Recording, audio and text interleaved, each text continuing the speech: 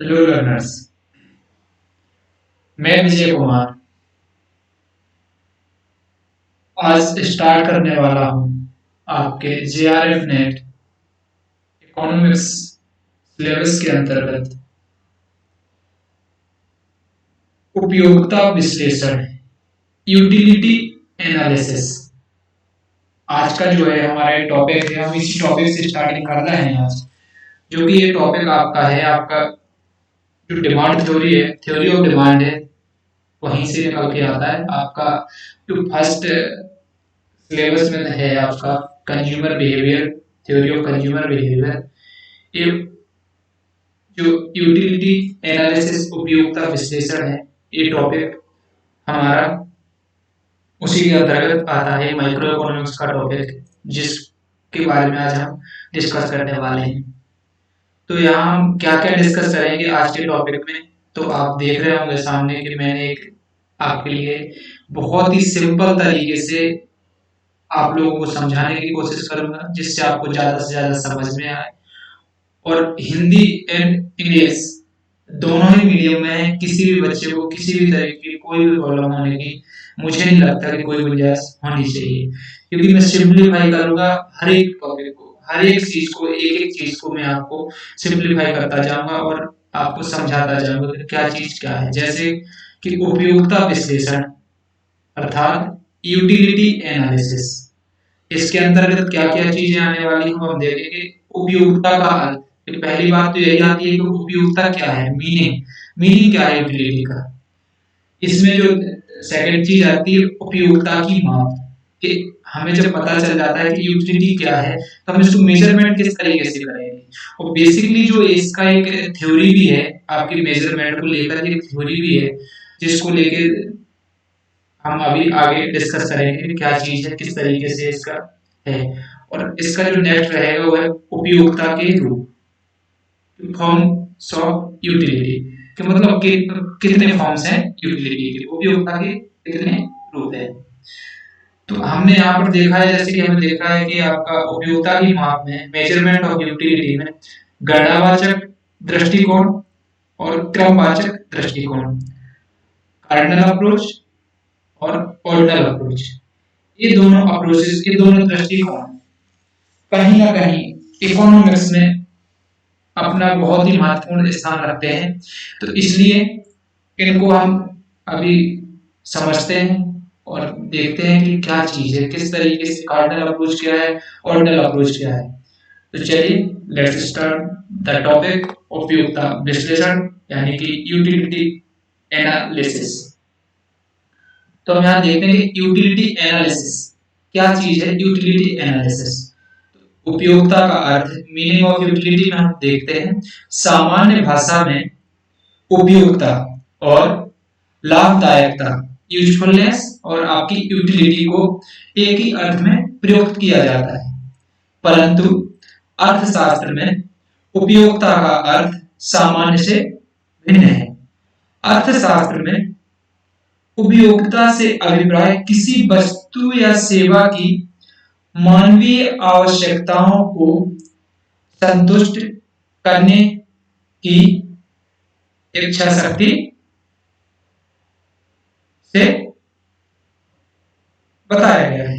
यहाँ पर जो है आपका, हम देख पा रहे हैं कि जो आपकी यहाँ पर दो चीजें बहुत ज्यादा इंपोर्टेंट दी गई कि जनरली तो आपकी जो उपयोगिता है उसको हम लाभदायकता के तौर पर के अर्थ में भी एक बार ऐसे यहाँ पर दिया गया, लाभदायकता, यूजफुलनेस, एंड आपके आई है यूटिलिटी।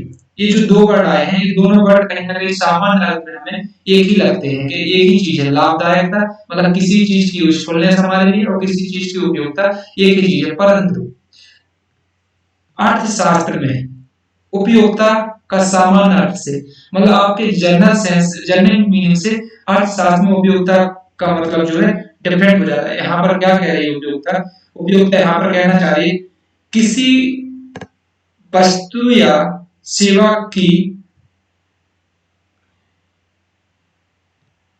मानवीय आवश्यकताओं को संतुष्ट करने की शक्ति से होता है कि जहां पर किसी वस्तु में, हम ये भी कह सकते हैं कि दूसरे शब्दों में यहाँ पे जैसे हम देख रहे हैं कि किसी वस्तु व सेवा की वह शक्ति जो प्रत्यक्ष या परोक्ष रूप से या परोक्ष रूप में आवश्यकता की संतुष्टि करती है, उपयोगिता कहलाती है। यहाँ पर वही बात अभी जो मैंने आपको बताई है कि उपयोगिता कहीं ना कहीं मेरे लिए, यदि मैं देखूं एक एग्जाम्पल के तौर पर, कि पेन में उपयोगिता है क्योंकि वो हमारी लिखने की आवश्यकता की संतुष्टि करता है।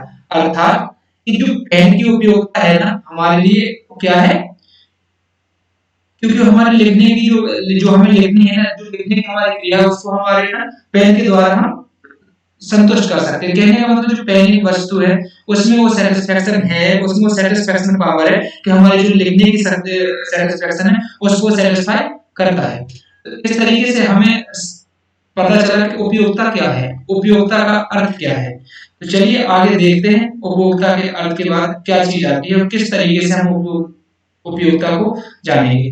तो इसमें मेन बात आई है जो उपयोगिता में कहीं ना कहीं वो बात आई है आपकी संतुष्टि या संतुष्टि से, मतलब सेटिस्फेक्शन से। कह सकते हैं कि किसी वस्तु या सेवा की वह शक्ति जो प्रत्यक्ष या परोक्ष रूप से आवश्यकताओं को संतुष्ट करती है। अर्थात जैसे कि हमने देखा है पेन के बारे में, इसी तरीके से और भी चीजें हैं तो जिसको हम देखते हैं आगे क्या चीजें। अब यहाँ हम ध्यान देने वाली बातें हैं, जो सबसे ज्यादा ध्यान देने वाली बातें हैं उसमें से हम समझते हैं क्या चीज। उपयोगिता की परिभाषा को समझने के लिए, कहने का मतलब उपयोगिता की जो डेफिनेशन है उसको समझने के लिए हमें कुछ बातें हैं या कुछ हम इसको अजम्पशंस भी कहते हैं, जैसे है मान्यताएं भी बोल सकते हैं, कुछ मान्यताएं हैं जिनको हमें ध्यान में रखना पड़ेगा। तो इसमें हम पहले देखते हैं उपयोगिता व्यक्तिगत तथा सापेक्षिक होती है। कहीं ना कहीं जो उपयोगिता है आपकी वो आपकी व्यक्तिगत भी होती है और आपकी सापेक्षिक भी होती है। कहने का मतलब है आपकी सब्जेक्टिव भी होगी और आपकी रिलेटिव भी होती है। जैसे हम देखते हैं उदाहरण के तौर पर, मेज जो है ए व्यक्ति के लिए, मान लीजिए कि आप वो ए व्यक्ति हैं और मान लीजिए बी मैं व्यक्ति हूँ। यहाँ पर बात आती है कि जो व्यक्तिगत और सापेक्ष रिलेटिव जो है कैसे है उसको हम देखते हैं कि ये जो कि मेज जो है आपके लिए तो उपयोगी है, यह जरूरी नहीं है कि मेरे लिए भी उपयोगी हो, क्योंकि आपको उसकी उपयोगिता आपके लिए किसी न किसी तरीके से आपकी उस आवश्यकता या जो आपकी वांट्स है, जो आपकी वांट्स है उसको सेटिस्फाई कर पा रही है। कहने का मतलब है कि यदि आपको चेयर है आपके पास तो आपको मेज की रिक्वायरमेंट, कहने का मतलब आपके दिल में इच्छा है किसी वस्तु के लिए, जब आपके मन में, कहने का मतलब वांट्स क्रिएट अ सेटिस्फैक्शन, जो आपकी वांट, आपकी जो इच्छा शक्ति है, जो आपके ना इच्छाएं हैं, जो आपकी आवश्यकता है, उनको जहां पर सेटिस्फैक्शन मिलता है वहीं पर यूटिलिटी का पता चल जाता है कि यहाँ पर यूटिलिटी है। सेकंड जो अजम्पशन के तौर पर हम इसमें देखेंगे या परिभाषा को समझने के लिए जो कुछ पॉइंट्स हैं हमारे, उसमें हम देखेंगे उपयोगिता तथा लाभदायकता में निश्चित संबंध नहीं होता। कहने का मतलब है कि इसमें कोई निश्चित संबंध नहीं है, इसमें कोई ये चीज नहीं है कि मतलब जो उपयोगिता है और जो लाभदायकता है इसमें कोई ना एक पर्टिकुलर ना कोरिलेशन हो, कि मतलब कि जहां पर आपको वो चीज उपयोगी है तो कहीं वहां पर लाभदायक भी हो, ये कोई कोरिलेशन नहीं है इसका। जैसे हम देखते हैं कि शराब जो है स्वास्थ्य के लिए हानिकारक है,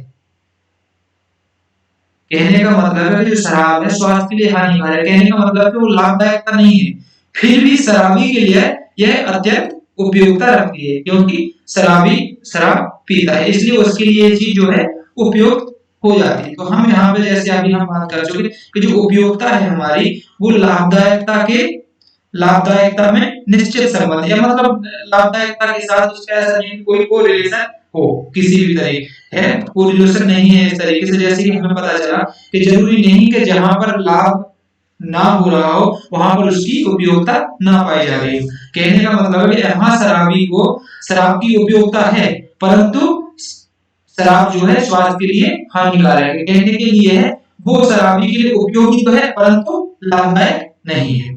तो इसी क्रम में हम आगे चलते हैं। नेक्स्ट पॉइंट जो हमारा है वो है हमारा उपयोगिता आवश्यकता की तीव्रता पर भी निर्भर करती है। जो नेक्स्ट अजम्पशन है हमारा, कहीं ना कहीं वो ये कहता है कि जो उपयोगिता है हमारी, वो किस चीज पर, तीव्रता, यानी तीव्रता मतलब किसी आवश्यकता, मतलब कौन सी मतलब कि आपकी आवश्यकताएं जो है कितनी तीव्र है, किसी चीज के लिए कितनी तीव्रता से ना, कितनी तीव्र इच्छा है आपको इस चीज को पाने की। जैसे कि हम देखते हैं कि मार्केट में न्यू गैजेट्स आते हैं, यानी कि हम समझ न्यू कंपनी का फोन आना, एक न्यू मॉडल किसी फोन का लॉन्च होता है, तो हम उसको पाने के लिए या उसको पाने के लिए हमारे जो है बहुत ही तीव्र इच्छा, मतलब हम बहुत ही तीव्र इच्छा से उसको कहीं ना कहीं हमारी आवश्यकता जो है, हमारी जो मांग है उसके लिए हम बहुत ही ज्यादा तेजी से उसके बारे में हमारे लिए ना, तो यहाँ कहीं ना कहीं कहा जा रहा है कि जो उपयोगिता है वो तीव्रता पर भी जो है आपकी बॉन्ड्स की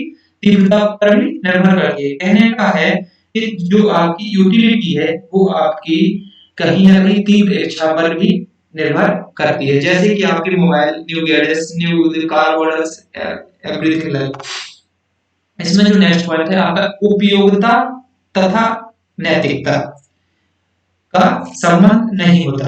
कहने का मतलब है कि यूटिलिटी का मोरलिटी से कोई भी रिलेशन नहीं है, क्योंकि उपयोगिता जो है आपकी, जो यूटिलिटी है उसका मोरलिटी के साथ संबंध नहीं है। जैसे हम देखते हैं कि बिना लाइसेंस के पिस्तौल रखना जो है अपराध है, क्योंकि यहाँ पर नैतिकता नहीं है, मतलब ये नैतिक चीज नहीं है, मतलब बिना लाइसेंस का पिस्तौल रखना जो है कि आपका अपराध है तथा गैर कानूनी है, लेकिन उस व्यक्ति के लिए उपयोगी है जो कि स्मगलिंग का कार्य करता है। तो कहने का मतलब ये है कि यहाँ पर मॉरलिटी का जो है कोई रिलेशन नहीं है आपका, या कोई रिलेशन आपकी उपयोगिता से, यूटिलिटी से कोई आपका रिलेशन नहीं है। अब नेक्स्ट जो हमारा पॉइंट है वो उपयोगिता वस्तु की मात्रा पर निर्भर करके। कहने का मतलब है कि जो आपकी यूटिलिटी है वो आपकी वस्तु की मात्रा पर निर्भर जरूर करती है। जिस तरीके से वहां पर आपकी इच्छाओं की तीव्रता पर निर्भर करेगी, यहाँ पर वस्तु की मात्रा पर भी निर्भर करती है।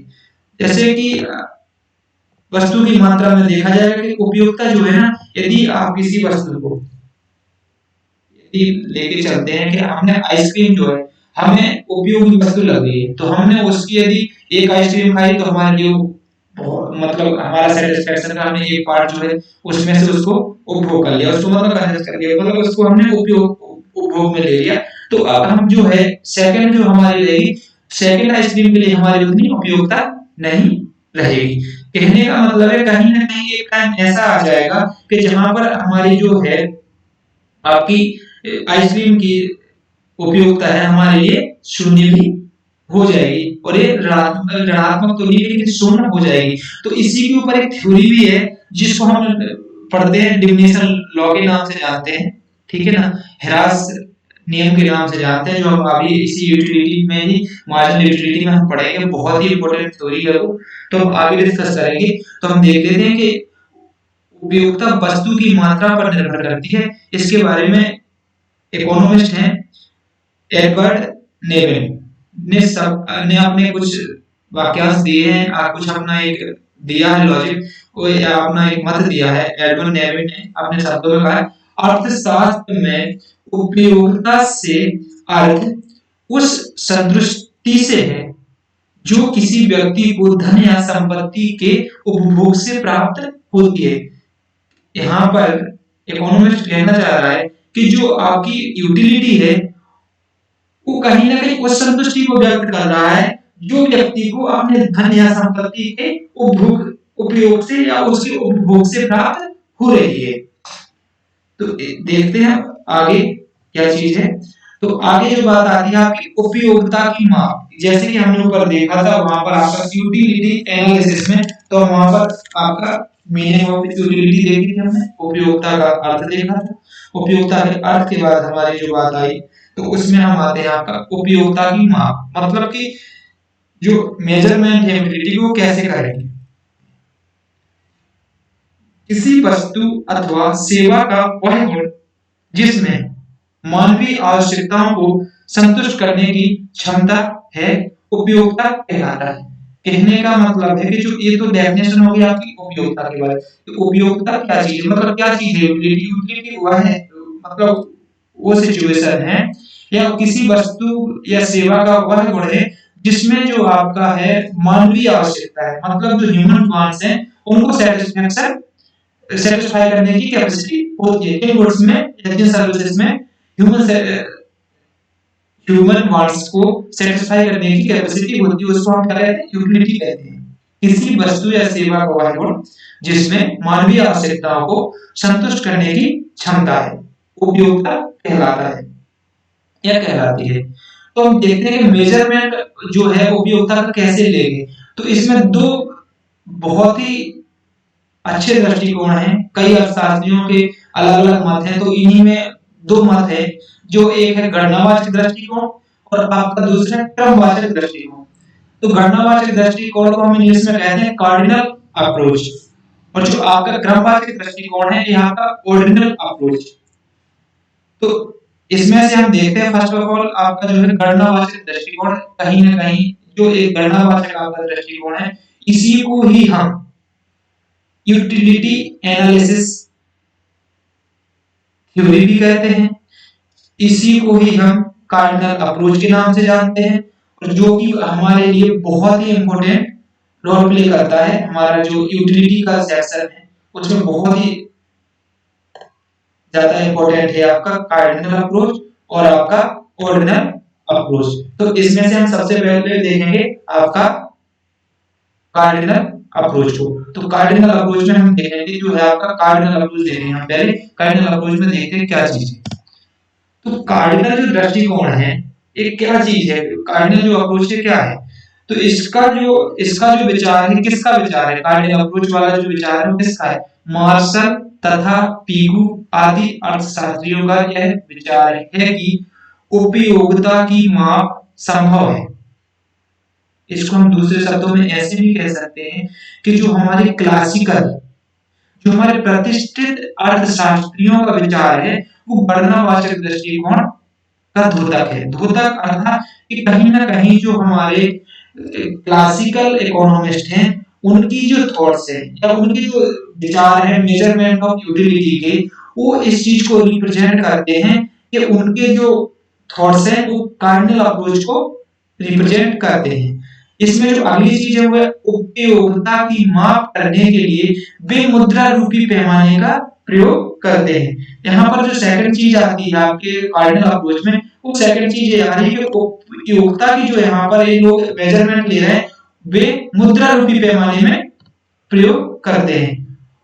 तो इसमें मुद्रा रूपी पैमाने हम देखते हैं क्या चीज है। मुद्रा रूपी पैमाने से अर्थ होगा कि एक व्यक्ति अर्थात यानी कि मैं जब एक पुस्तक के लिए 12 रुपए देने के लिए तैयार हूं, सपोज कीजिए कि मैं किसी पुस्तक को खरीदने के लिए, मुझे किसी पुस्तक की आवश्यकता है और मैं उस पुस्तक के लिए 12 रुपए देने के लिए तैयार हूं, तो उस व्यक्ति के लिए यानी कि उस व्यक्ति में मुझे जो है, मेरे लिए जो है उस पुस्तक की जो उपयोगिता है कितने 12 रुपए के बराबर होगी। तो कहने का मतलब है कि यहाँ पर जो आपके क्लासिकल इकोनॉमिस्ट थे वो कार्डिनल अप्रोच में ये चीज कहना चाह रहे हैं कि जो इसमें उन्होंने पुस्तक एक पर्टिकुलर चीज की जो उन्होंने यूटिलिटी को मापा है वो कहीं ना कहीं एक ना वैल्यूएबल मतलब मनी के रूप में या मुद्रा के रूप में इसको माप लिया है, क्योंकि मुझे एक किताब की आवश्यकता थी जिसके लिए मैंने 12 रुपए दिए। तो कहने का मतलब है कि वस्तु के लिए जो मैंने 12 रुपए दिए है ना, तो मेरे लिए उस वस्तु की जो उपयोगिता है वो कितने के बराबर होगी? 12 रुपए के बराबर। ठीक है, तो अब देखते हैं हम आपका क्रमवाचक दृष्टिकोण। यहाँ पर आपका कार्डिनल अप्रोच कंप्लीट हो जाती है और इसी कार्डिनल अप्रोच को हम क्या कहते हैं? Utility analysis. यूटिलिटी एनालिसिस हम इसको कहते हैं। चलिए अब आगे जो आपका है नेक्स्ट जो अप्रोच है, आपके नेक्स्ट जो दृष्टिकोण है वो है आपका क्रमवाचक दृष्टिकोण। ये जो ऑर्डिनल अप्रोच है आपका क्रमवाचक दृष्टिकोण है, ये जो है आपके न्यू क्लासिकल, ये आपके आधुनिक अर्थशास्त्रियों के दृष्टिकोण से मिलता जुलता दृष्टिकोण है क्रमवाचक दृष्टिकोण। तो इसमें कौन कौन से इकोनॉमिस्ट हैं जिन्होंने हमें बताया कि क्या चीज है एक क्रमवाचक एक ऑर्डिनल अप्रोच को कौन लाया, किसने इस चीज पर कहा? उसमें देखते हैं पेरेटो, एलन तथा हिक्स आदि ने बताया कि उपयोगिता की माप करना संभव नहीं है। कहने का मतलब ये है, यहाँ पर इकोनॉमिस्ट ये कहना चाह रहे हैं कि जो हमारी यूटिलिटी है ना, इसको हम माप नहीं सकते, इसको हम माप नहीं कर सकते, इसका कोई मेजरमेंट नहीं हम ले सकते कि इतना है या इतना है या अर्थात इतना है। इसमें इन्होंने कहा है वस्तुओं को विभिन्न संयोगों के आधार पर क्रमबद्ध रूप से रखा जा सकता है। कहने का मतलब है यहाँ पर ऑर्डिनल अप्रोच में कि आपकी जो गुड्स है उसको आप ना मेजर नहीं कर सकते हैं, जैसे कि आपके क्लासिकल जो मेजर कर रहे थे किसी वस्तु के लिए, जैसे कि 12 रुपए मैंने दिए हैं, तो वहां पर आप कहना चाह रहे हैं इकोनॉमिस्ट पेरेटो ने हमें ये बताया कि यहाँ पर जो है आपका मेजरमेंट नहीं है, यूटिलिटी का कोई मेजरमेंट मतलब पर्टिकुलर इंस्ट्रूमेंट नहीं है, पर्टिकुलर कोई थ्योरी नहीं है जिससे हम उसे मेजर कर सकें किसी चीज की हमारे लिए इतनी उपयोगिता है।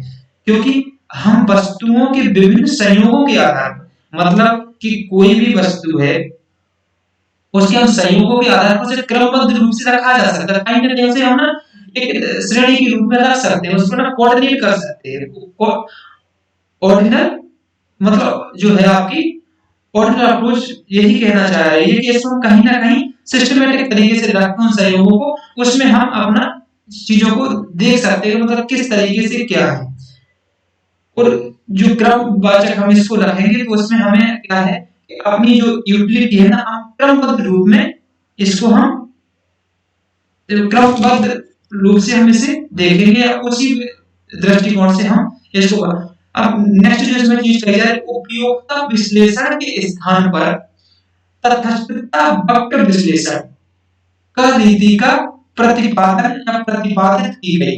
कहने का मतलब है जो आपकी ऑर्डिनल अप्रोच है, ऑर्डिनल अप्रोच में क्या है कि पेरेटो, एलन, हिक्स ने ऑर्डिनल अप्रोच रखी कि आपकी जो उपयोगिता है उसको आप मेजरमेंट नहीं कर सकते, उसको सिर्फ आप एक कहेंगे कि मतलब आप ना उसको संयोगों के रूप के आधार पर उसको क्रमबद्ध रूप से रख सकते हैं, मतलब उनका एक कोरिलेशन बना सकते हैं कि इतना इतना इतना, ठीक है। तो इसके जो हिक्स है और आपके एलन और पेरेटो ने एक नया नियम इसी के लिए लाया है, नया एनालिसिस इन्होंने किया है जो क्या कहलाया, इसका जो उन्होंने एनालिसिस किया उपयोगिता के स्थान पर, यह तटस्थता वक्र विश्लेषण यानी कि इंटरफेरेंस कर्व एनालिसिस को इन्होंने यहाँ पर प्रतिपादित किया। तो हम कहीं ना कहीं ऑर्डिनल अप्रोच को इंटरफेरेंस कर्व एनालिसिस का जो है क्या कह सकते हैं, प्रारंभिक रूप भी कह सकते हैं। कहने का मतलब है कि जो इंटरफेरेंस कर्व एनालिसिस है वो हमारी ऑर्डिनल अप्रोच के अंतर्गत आता है, जबकि हमारा जो यूटिलिटी एनालिसिस है वो आपका किसके अंदर आता है, कार्डिनल के अंतर्गत आता है। तो यहाँ हम अब आगे चल के देखते हैं कि पेरेटो तथा हिक्स ने उपयोगिता के मापन का प्रयोग निम्नलिखित किन कारणों या क्यों किया, मतलब क्या ऐसे रीजन थे जिसकी वजह से इन्होंने यूटिलिटी के ना मेजरमेंट को लेके ये विरोध किया और अपना ऑर्डिनल अप्रोच कार्डिनल की जगह ऑर्डिनल अप्रोच को रखा। तो इसमें नंबर 1 उपयोगिता जो है मनोवैज्ञानिक तथा व्यक्तिगत विचार है, अतः इसे मापने का प्रयास करना गलत होगा या गलत है। उपयोगिता में परिवर्तन व्यक्ति एवं परिस्थिति में परिवर्तन होने के साथ ही हो जाते हैं। तो यहाँ पर इकोनॉमिस्ट कहना चाह रहा है कि जो उपयोगिता है आपकी वो आपकी क्या है, मनोवैज्ञानिक और व्यक्तिगत विचार है, मतलब कि इंडिविजुअली थॉट्स भी हैं लोगों की और कहीं ना कहीं मनोवैज्ञानिक विचार है, इसलिए इनको मापा नहीं जा सकता क्योंकि व्यक्तिगत विचार पता नहीं किसी के लिए किसी चीज की कितनी उपयोगिता हो सकती है, इसलिए इसको आप माप नहीं सकते, इसको एक सिस्टमैटिक तरीके से यानी क्रमबद्ध तरीके से जरूर देख सकते हैं।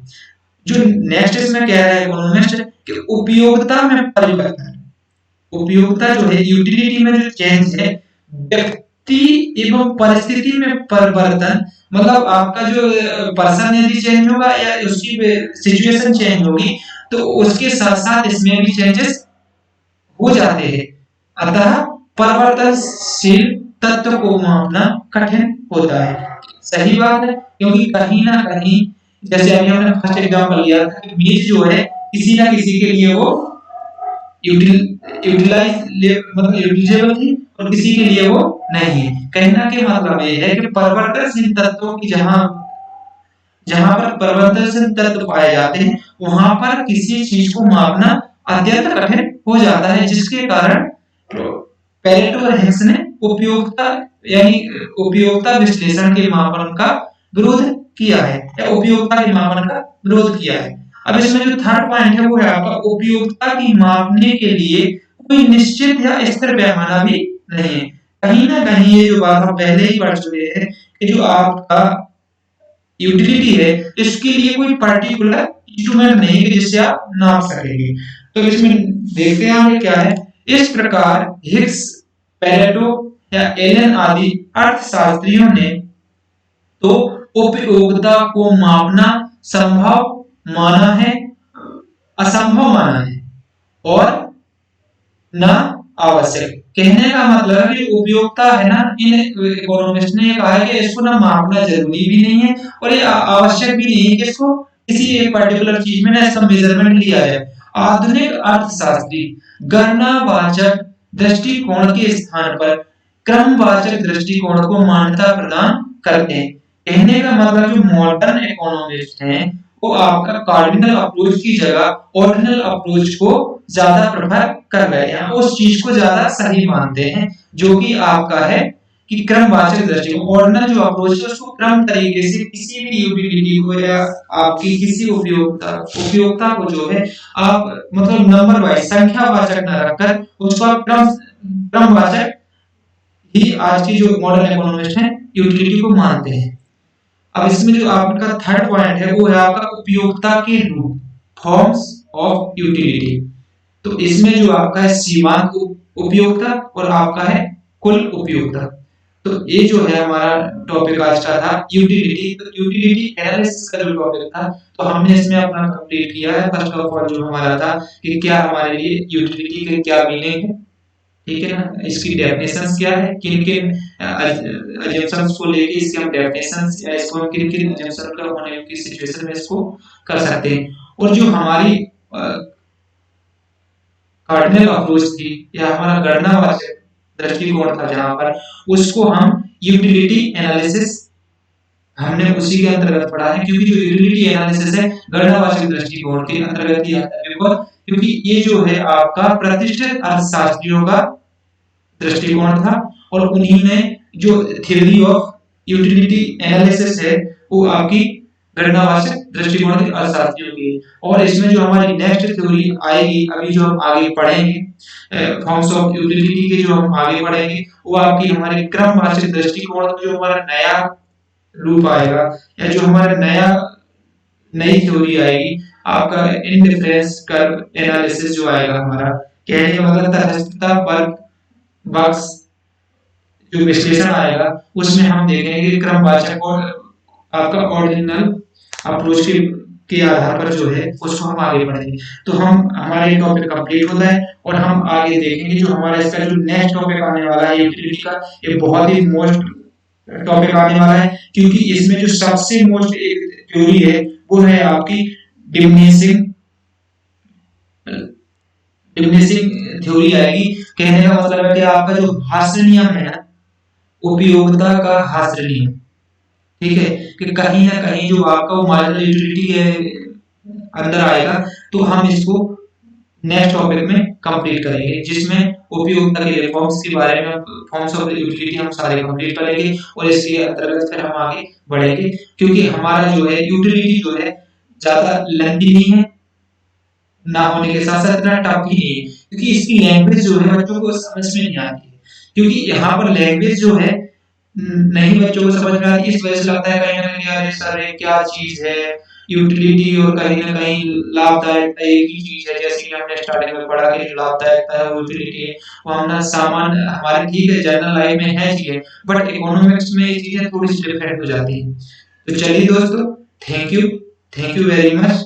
इस यदि आपको वीडियो पसंद आया हो तो लाइक एंड शेयर करना ना भूलिए। और यदि कहीं पर किसी भी तरीके का कोई डाउट है तो कमेंट बॉक्स में आकर आप अपना डाउट लिखिए, आप कमेंट कीजिए, मैं आपको सजेस्ट करूंगा। और बेशक आप यदि कहेंगे तो इसके ऊपर कुछ और अच्छे तरीके से आपके लिए कुछ और भी चीजें लेके आ सकता हूँ, यदि आपको लगता है कि आपके लिए कोई चीज छूट रही है। क्योंकि मैं एक्चुअली जो लेके चल रहा हूँ सिलेबस, वो आपके जेआरएफ नेट के अकॉर्डिंगली इकोनॉमिक्स को लेके चलने वाला हूँ अभी, जब तक कि उसकी 10 यूनिट्स हैं जो आपकी इकोनॉमिक्स के सेकंड पेपर की, वो कंप्लीट नहीं हो जाती। तो यदि कोई भी आपको नई चीज चाहिए है, कोई भी चीज में आपको डाउट है जो क्लियर नहीं हो रहा है, तो आप कमेंट बॉक्स में आकर कमेंट कीजिए, मैं आपको completely support करूंगा। And thank you very much for watching this video। Like और शेयर करना ना भूलिए दोस्तों, क्योंकि यही जो है आपके लिए भी यूजफुल है और मेरे लिए तो कहीं ना कहीं है ही। क्योंकि मैं तो ठीक है आप लोगों को पढ़ा रहा हूँ, चीजें बता रहा हूँ, मेरे लिए तो है ही, कहीं ना कहीं आप लोगों के लिए सच में बहुत है। क्योंकि यदि मेरे लिए ये पॉजिटिव रहेगा तो मैं आगे इस क्लासेस को आपके लिए कंटिन्यू करूंगा, क्योंकि ये फ्री ऑफ क्लासेस चलाने वाला हूँ आप लोगों के बीच में। इसमें कोई कॉस्ट नहीं आपको है, आपकी फ्री ऑफ कॉस्ट चलेगी और आपका बहुत ही विधिवत तरीके से पूरा सिलेबस, आप कोई क्लास मिस ना करिए, किसी वीडियो को देखने से बीच में मत छोड़िए। ये बात विशेष रूप से ध्यान रखनी है आप लोगों को कि किसी भी वीडियो को आप बीच में मत छोड़िए। यदि आप बीच में छोड़ते हैं तो कहीं ना कहीं, क्योंकि इकोनॉमिक्स एक सिस्टमेटिक, कहने का मतलब एक प्रक्रिया के तौर पर ही इकोनॉमिक्स को आप समझ सकते हैं। और मैंने इसलिए यूटिलिटी को सबसे फर्स्ट ऑफ ऑल उठाया है। बेसिकली जो मैंने देखे हैं ट्यूटर या यूट्यूबर या टीचर्स, वो क्या करते हैं कि इकोनॉमिक्स को माइक्रो मैक्रो से स्टार्ट करते हैं, लेकिन कहीं ना कहीं जो बात आती है जनरली, तो हम वहां देखते हैं कि आपकी डिमांड एंड सप्लाई को लेके सब लोग कहते हैं कि यही चीज है, डिमांड एंड सप्लाई यदि हमें पता चल गई तो यही हमारी इकोनॉमिक्स है और सारी इकोनॉमिक्स का सार यही है। बट दोस्तों ऐसा नहीं है, क्योंकि हमें डिमांड एंड सप्लाई बस को लेकर नहीं चलना है, हमें अपने पूरे सिलेबस के अकॉर्डिंगली चलना है। तो उसके लिए हमें टॉपिक वाइज चलना पड़ेगा और सिस्टमैटिक तरीके से चलना पड़ेगा, वरना हमारा कहीं ना कहीं यदि हम एक टॉपिक मिस कर देंगे तो हमारा जो एग्जाम में क्वेश्चन आते हैं वो हमें कहीं ना कहीं छूट जाएगा, या हमें क्लियर नहीं होगा कि चीज कहाँ से आई है, वो किस थ्योरी से आई है या किस टॉपिक के पोर्शन से आई है। तो इसलिए मेरी आपसे यही हमारा रिक्वेस्ट है कि आप लोग देखिए, पेशेंसली देखिए, ये एक दिन में चीज हो जाने वाली चीज नहीं है, इसलिए ना पेशेंस रख के देखिए। और मुझे पता है कि आप लोग इसको यदि अच्छे से करेंगे तो मुझे फुल कॉन्फिडेंस है, और आप लोग भी इस चीज की पॉजिटिविटी बना के रखिए कि नो डाउट आपका जेआरएफ आपसे कोई नहीं ले सकता, और ना ही कोई, डेफिनेटली 100% मैं गारंटी देता हूँ कि आपका जेआरएफ किसी भी हाल में नहीं रुकने वाला है। चलिए दोस्तों, thank you very much for the listening and watching my video. Thank you.